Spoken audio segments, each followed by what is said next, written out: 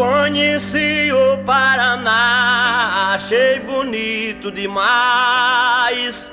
Admirei suas terras, seus campos, seus vegetais.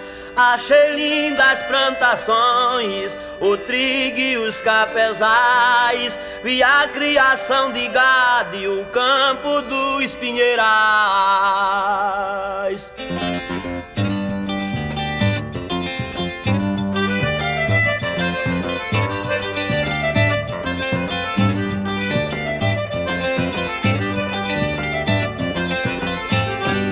Parte de terras vermelhas, outras partes rocheadas. Vi o progresso das terras, as fazendas e as boiadas, as suas lindas cidades, as praças edificadas e as lindas paranaenses de belezas sublimadas.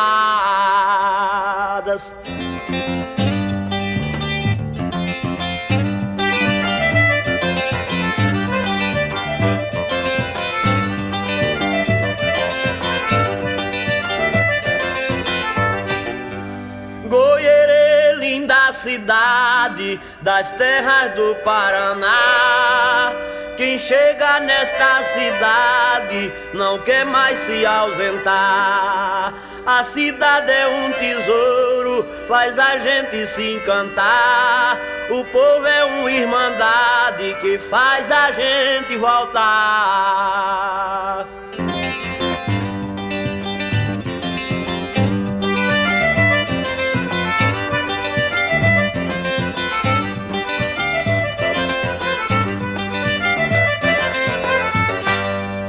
Conhecer Paraná encontra prazeres mil neste estado valoroso, terra de um povo gentil que ama os seus irmãos com aquele amor febril. Paraná, terra querida, coração do meu Brasil.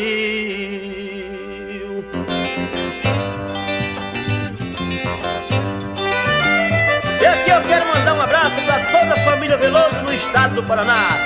Para o meu amigo Vicente Alcamoto e o Dr. Fuardi e o Dr. Vitor lá no estado do Paraná.